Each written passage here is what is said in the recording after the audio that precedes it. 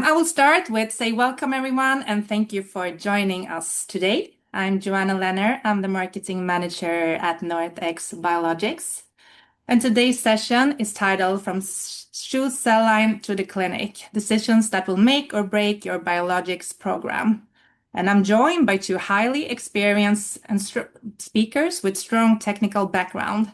From NorthX, we have Magnus Gustafsson, Chief Commercial Officer with experience in biochemical engineering and in connecting R&D and manufacturing.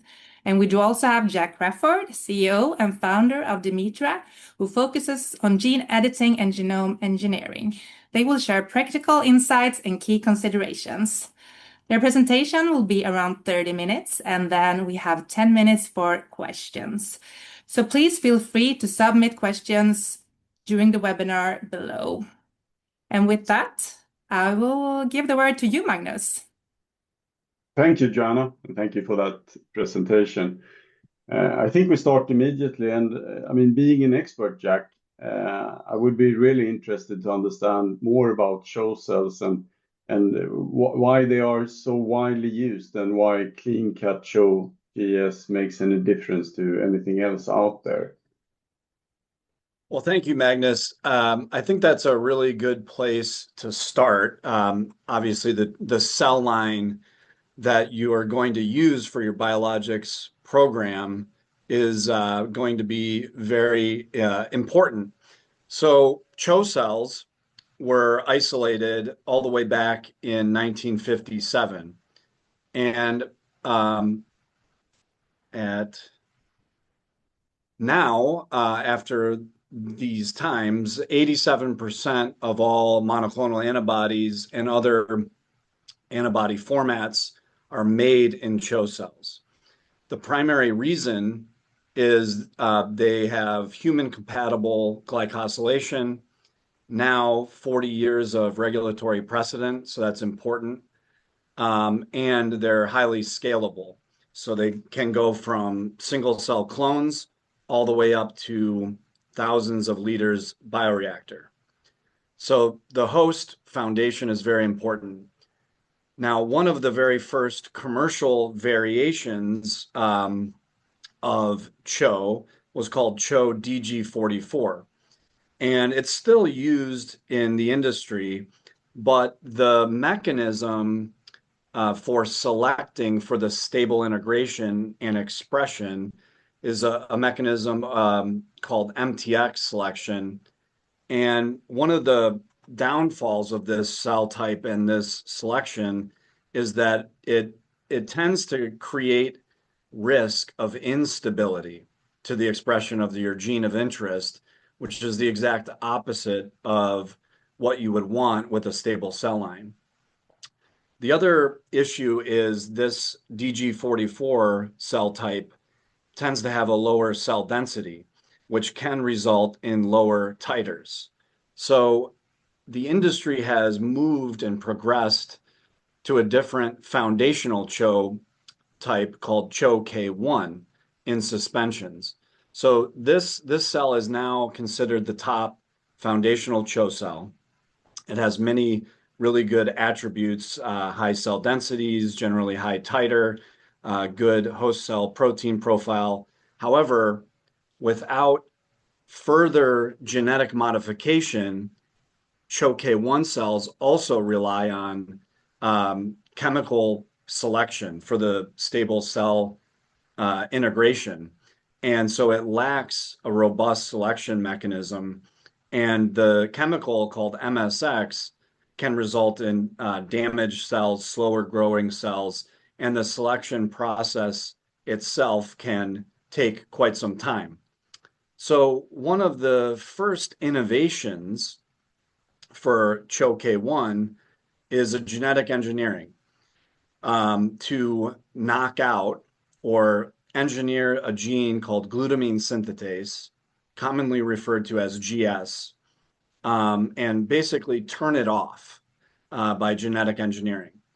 And what that does is it allows for a much more streamlined selection process, and you may or may not need to use MSX.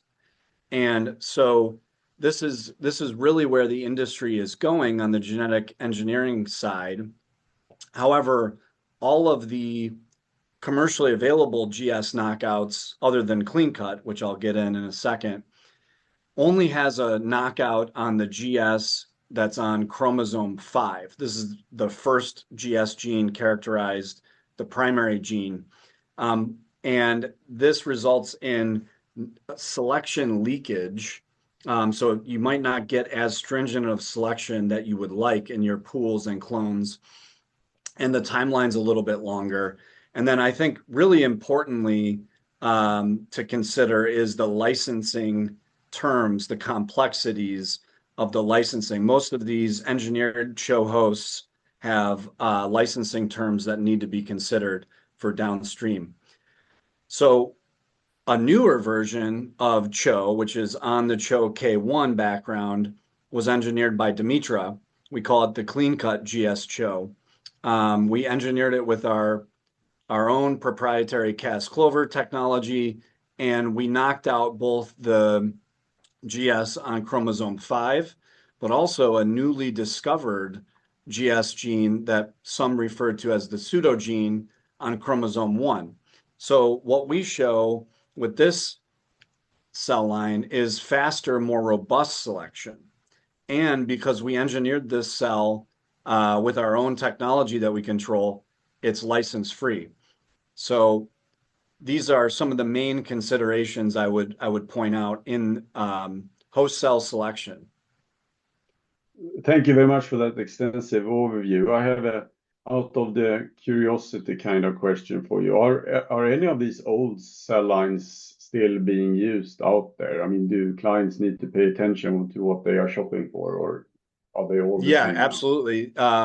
I would consider, I would ask, first off, are you going to go with a CHO cell line? I think there are plenty of reasons to do that versus an alternative host.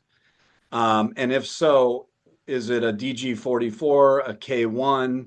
And then what are the genetic engineering steps that have been done on the background?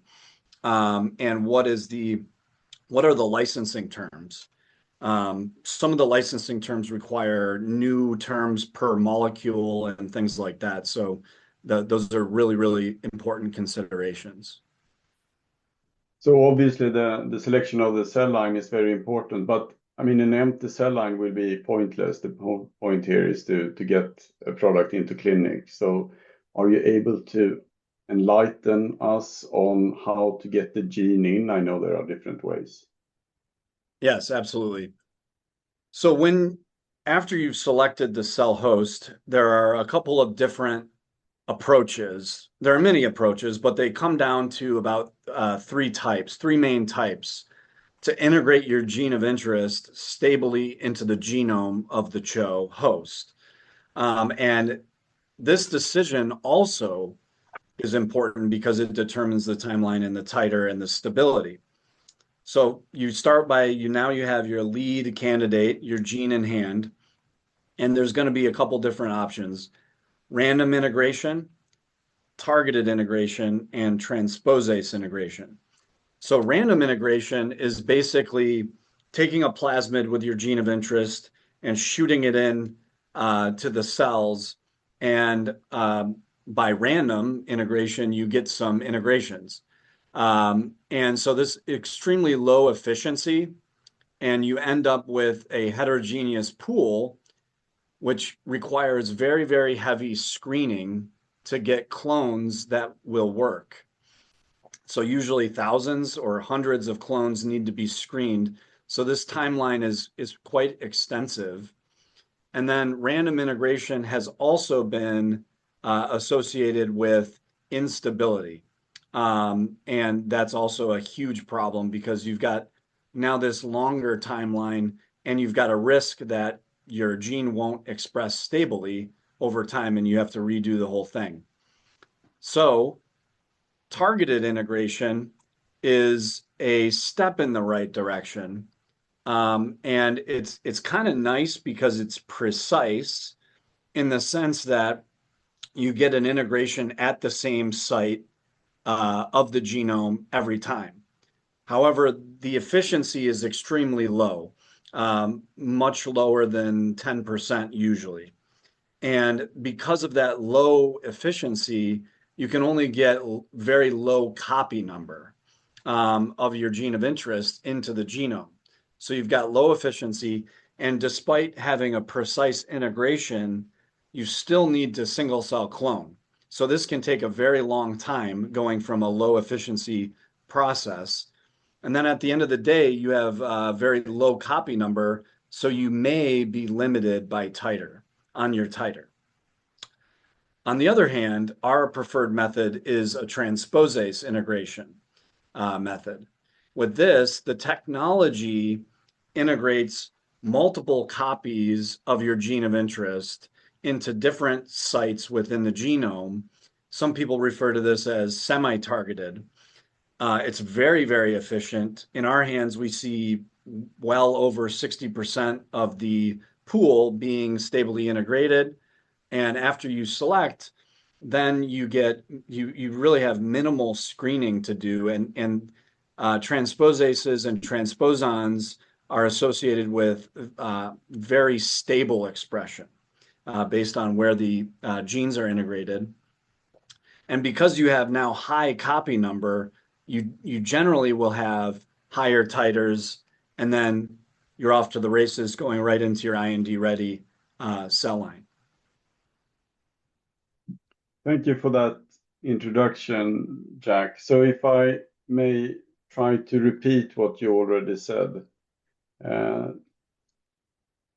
if I get you correctly, with random integration, it's very likely that the gene ends up in the chromosome where it's tightly folded, it's packed, and therefore the titer will be probably lower, and you have to screen a lot of clones in order to find the ones that are high producers. That's correct? Kind Yeah. of correct? And Yeah. and the stability of those clones might also be less stable because of the technology being used. Correct. And if I, on the other hand, select a site-directed landing strategy, then it's very good and predictable, but due to the low copy numbers, it's likely that, well, first of all, I need to again select the right clones, and then when I have done so, it's also likely that that will have a low titer. Yes, exactly. And it's got a longer process as well.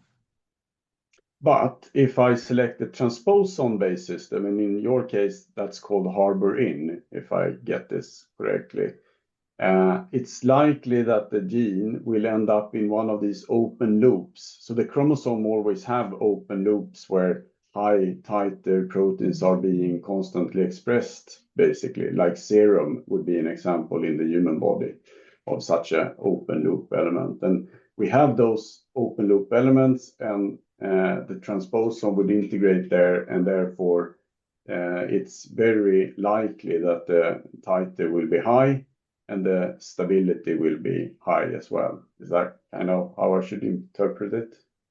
That's exactly right. So yeah, harbor-in is a great technology because it integrates at high copy, but it also tends to integrate at very highly expressed and stable sites. And then we also developed it in-house, so there's no licensing considerations to worry about. Well, that's wonderful. And is it so also that harbor-in can carry quite large genes? Yeah, that's exactly right. So we routinely will use harbor-in to deliver 20 kilobases, 30 kilobases, and we have done up to 200 kb. So very easily used to deliver complex molecules, bispecifics, trispecifics, and large proteins. So next question, how are these transposons transfecting stable cell lines? I mean, how about the glutamine deficient media, all of that? Can you tell me how cell lines are being made is probably my question. Yeah, absolutely. So I can walk you through this. The step one, we want to make rapid, robust pools, stable pools of the genes of interest. So the first thing we do is we do what we call is transfection. And so we start with the gene of interest, your gene of interest that you want expressed. And we have all these different vectors, transposon vectors. I'm listing 8 to 12, and these have different promoters, different signal peptides that we've tested out, and it gives us a really good chance and to guarantee high expression of the gene of interest. The gene of interest is connected to the GS gene, and the GS gene, the cell requires that to survive, and the cell's knocked out of GS. So we do this transfection with the harborin transposase. It recognizes the transposon and integrates it into the genome of the cell. Now, the next step is selection. So during this period, these cells are maintained on media that's supplemented with glutamine because they would not survive otherwise. But during selection, we take these cells off of glutamine, and so they are reliant on the stable integration of GS, which is connected to the gene of interest. So what I'm showing you here is an example of the viable cell density over time and during the selection period. And once we take these cells off of glutamine, the cells that do not get the integration of your gene of interest, they die. And because we have a very stringent selection with our double knockout, this happens really rapidly within 8 days. And at that same time, the cells that now have your gene of interest with the GS, they're growing rapidly, and we're selecting for those cells. So then after about 8 days, we have our stable pools. And depending on the different vectors and everything, we'll get a variety of titers, and we will choose the top couple of pools to move forward with for the next stage. So obviously the GS there makes the cells survive, and therefore you have a complementary activity by both having the GS being expressed and the gene of interest being, well, in the end harvested, so to say. That's really a neat system. But it doesn't end with the pools. You need to make monoclonal cell lines. So can you tell me about that process as well? Yeah, we can do a lot with the pools, and we'll talk about how we work together on this down the line. But the next stage is isolating the single cell clones. So you take the best producing pool, and at Demeetra, we have a automated instrument that will sort these into single cells in 96 well plates. And then it will take pictures, and it has software to identify single cells versus not single cells. So this is an important step for confirming monoclonality, and it's also becoming more and more required by the regulatory agencies. So I'm just showing you the timeline here. You can't see a whole lot, but there's a single cell after 7 days, and then 14 days, we have our top clones. So this is what it looks like zoomed in. And you can see after an hour, right after the deposit of the single cells, we will be able to screen and confirm single cells, as you can see here. And then at day 14, you'll get this confluency of these wells. So these are 96 well plates. And at this point, we can take titer measurements. And so based on a calculation of confluency and titer, we can then very rapidly choose the top 10 or so clones that we would then take forward. So everything you have said now is basically summing up to what does it work? I mean, there are different technologies and different cell lines, and I see this as very promising. What kind of titers would you see in this system? Yeah, so an overview of the Demeetra cell line development platform is that we start with the genetic engineering. That's our core.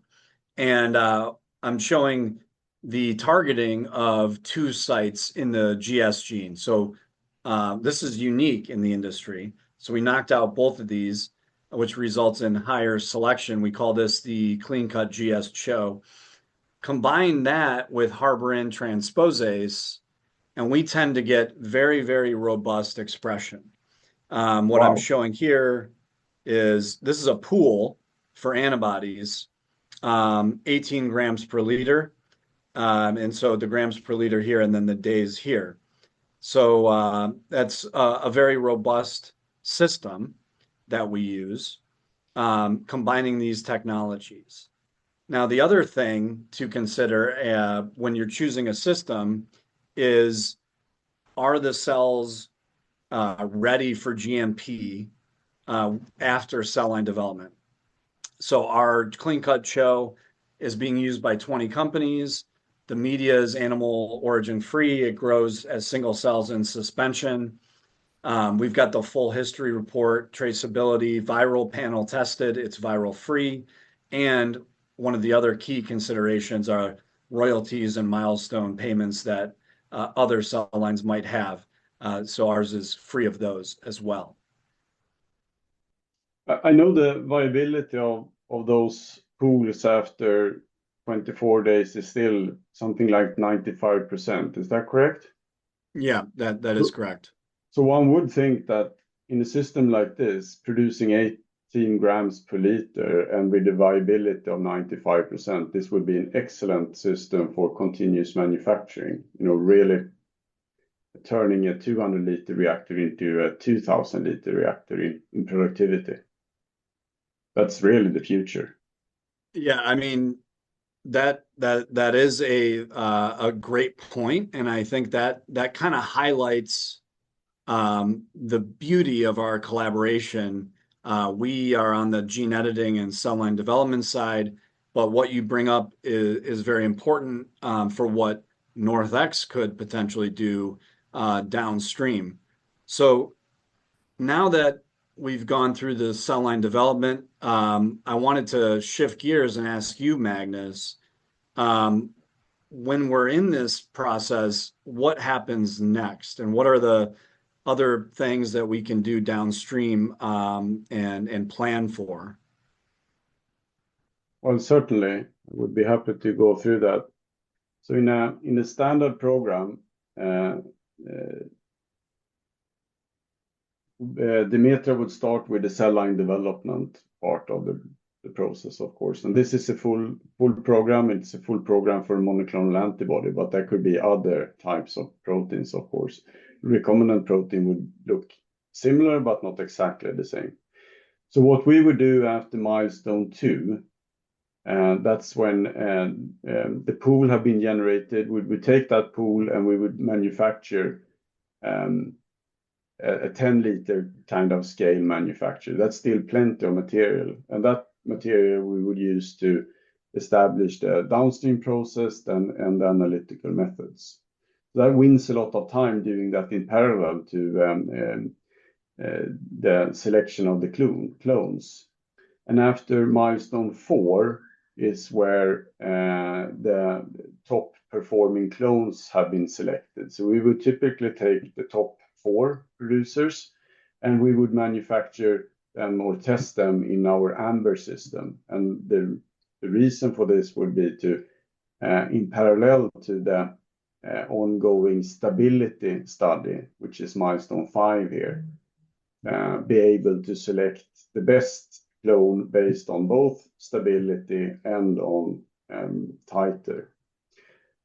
So the top clone will be selected around here after 6 months, and then basically the program continues. There are a few things. Yeah. I just wanted to point out this is really interesting because it's one thing to consider.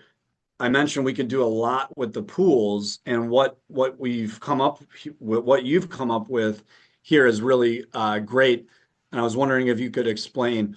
So the downstream purification and the analytics you can do right away with the pools, but other things you need to do with the clone. Can you explain that a little bit further? Yeah, certainly. So the pools using the system will be perfect for generating very similar antibodies, similar to the clone material antibody. So therefore, we can use that pool material to establish the process development, downstream purification, and analytical methods. But it will not be, at some point in time, you need to start with a stable cell line in order to manufacture your clinical grade material. And that's the outcome after milestone 5, where we would have clone material. And that clone material will be the basis for all the GMP work going on further on, because regulators will demand that you have a controlled master cell bank to start your manufacture. And that master cell bank will be based, of course, on the clone material. We will go forward. We will lock the process. And then I think it's important to point out just a few examples here in manufacturing timeline. And one is the master cell bank. The purpose of the master cell bank will be to, of course, make sure that you start each batch with the same material. So we will typically make a master cell bank of 300 vials. And those will be fully characterized. So we know that the starting material does not have any viruses or any other contaminants. And you manufacture the MCB internally, is that right? Yeah, we do the MCB internally. That's correct. Okay. We actually do basically everything internally. There are a few things that we are not doing in-house. We don't characterize the master cell bank, for instance. It's very common that you don't do that in-house because that's a very specific analytics being done on viruses that we don't really want to take in-house. And the same with the viral clearance. Viral clearance have the same purpose as the master cell bank. It's to ensure that there are no viruses in the process. So the master cell bank makes sure that there are no viruses from the start. And the viral clearance studies make sure that if there are viruses introduced into the process, then they can get rid of in the purification. Yeah. So that's a good point there. So these cells, we've tested them for virus and they're clean. We're gonna make the stable cell line. You're gonna make the MCB, test them again, and then you're gonna confirm that the viral clearance occurs even after manufacturing and using the cells. Yes, and of course this is very important and the whole purpose of GMP, and it's in the end patient safety we're talking about. So you cannot inject viruses into people. That's not according to the law. And so that's why this is done under GMP. And another point I also want to make is that stability studies are also very important. So it's one thing to produce the material and it's active when it has been released, but you also need to prove that it's stable enough to last for the couple of months it takes after it has been released until it's being injected into patients.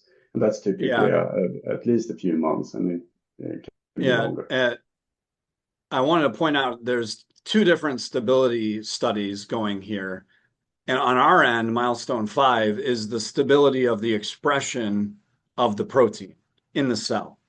But then you're talking about after you purify the protein and you've got drug substance, you are able to test that stability internally at NorthX with all the analytical and everything.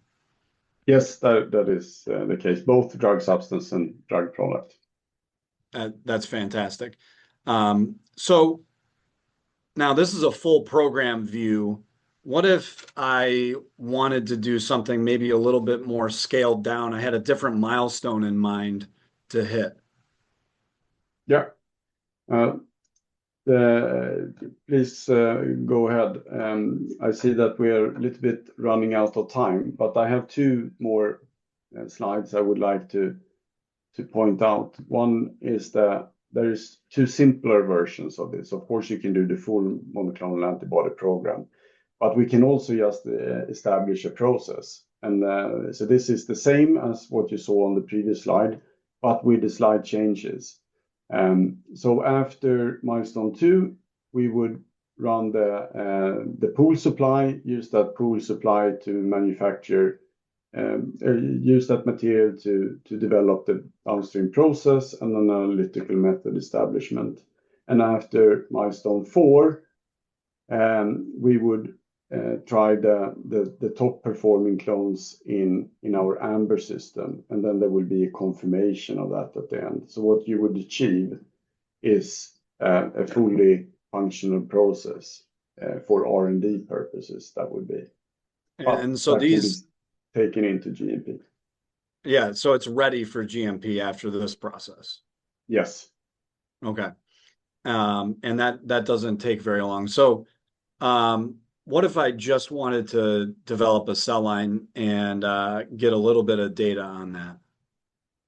Yeah, so in the simplest version, it would be cell line development. This is what many cell line development companies sell. So it's just the cell line development, so to say. And in that case, we would run our Amber system on the top performing clones in parallel to the stability study. And then when the stability study and the Amber verification on titer has been done, we would select the top performing clone. So titer and stability would be the outcome of that. So I think this is really set up pretty nicely with flexibility. And what I'm impressed by is you're able to take different materials from pools or clones and compress the timeline to whatever milestone the client needs to get to. Now, we talked a lot about analytical capabilities, and I don't think that should be glossed over, because I actually have a experience in a preclinical program running that a couple of years ago, and I had to outsource analytical at one place, manufacturing at another, stability studies and the analytical with the stability studies in the formulations at another CRO. So can you just quickly talk about the analytical capabilities at NorthX and what that means for the client? Well, certainly, would be happy to. And I think the take-home message on analytical capability is that we are supporting basically all in-house. So we have methods for release of drug substance and drug product for IPCs, so in process controls, and for stability testing. And some of these methods are used for more than one purpose, of course. I don't think there is any point of going through these in detail, but I think it's important to mention a few. So cell-based potency assays, for instance, is very often asked for at least after phase 1 and sometimes during phase 1, and we support that, of course. We do various types of safety tests, as you probably see here, and all the ordinary ones, the ELISAs, the HPLCs, the ICSF, and so on. So it's a full testing panel from cell line development all the way to phase 3 clinical release. That is fantastic. So I think with that, we are done with the presentation portion and we'll open it up for questions. Thank you, Magnus. Thank you, Jack. I learned a lot. And me as well. Thank you very much for a great presentation. We now have about 4 minutes for questions. Maybe we can stay a little longer if you have time. I saw that we have some in the chat already, but I will start with what is the most common mistake companies make when choosing a biomanufacturing platform? Oh, I would like to start with that one. There are so many things you can do wrong. But if I have to select something, I think it's important to, and this is the reason we have this webinar, you will live with your cell line forever, or your master cell bank forever. There is no going back, really, because if you go back, then it becomes a new product. And the longest still on the market, actually, CHO proteins were made available on the market in the 80s. So I think it's 1987 or something like that. And it's still on the market. And at that time, the productivity was something like 50 milligrams per liter. And now we're talking about 18 grams per liter. That's 300 times more. I think you should select something that lasts for many years. And I mean, this system definitely offers that. That would be the number one, but there are a number of other things. You need to select raw materials from the beginning that you can buy in GMP grade, because otherwise you are stuck with things that cannot be scaled.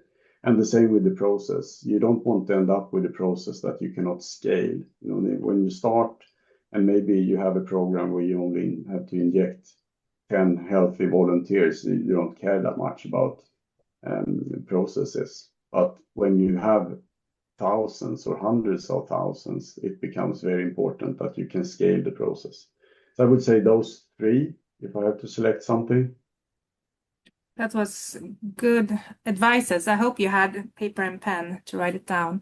I see also a quite long question in the chat. Can you also see it? I think it's maybe meant for you, Jack.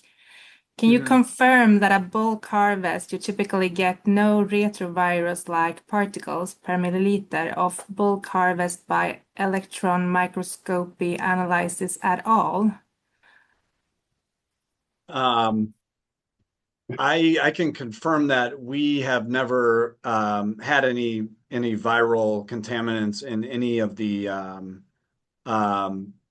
cell lines that we have made or harvested protein from. And I'm not too familiar with the exact viral-like particle that the question was on, but we've never seen anything of that nature. And then, as we've explained here, there are many different quality control elements that are put in place. So we're starting with virus-free cell lines, and then NorthX makes an MCB, which reconfirms that the stably expressed cell line is not viral contaminated. And then further on, they confirm that if a virus is introduced by some method or way, they are able to reduce it so it can get to the IND and be used in clinical studies. So thank you. Yeah, thank you for that question. We have quite many questions, but we are running out of time. But I will take one more. When should companies start thinking about GMP and scalability to avoid delays later on? I think, Magnus, I'll answer that quickly from my end and then go right to you. I think it's very similar, but basically, since you're going to use this production system, you should probably start thinking about it right when you have your lead sequence or your first batch of lead candidates. Because like we mentioned, you can choose different hosts. You know, CHO has got a really good background, really great regulatory precedent. all these other advantages of it. It would be if it's an antibody or a biologic that's not really known to be produced in bacteria or something like that. I think CHO would be the right way to go, and then all those other considerations about the cell line and the stability and the engineering should be considered almost immediately.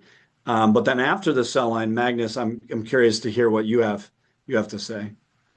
No, I think you're right. I think, but I would say that you should start thinking GMP when you have a product. In this case, it's a protein, probably a monoclonal antibody, but it can be a recombinant protein.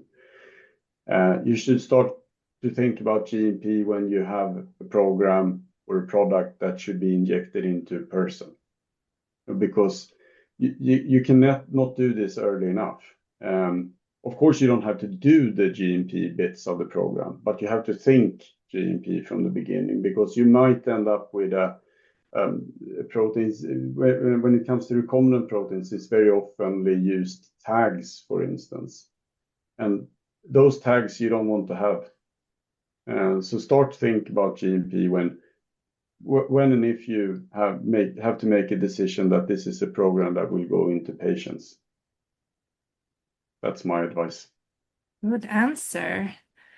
I think that will be the end of today. So thank you again to both you, Magnus and Jack, and thank you for all of you who joined us today.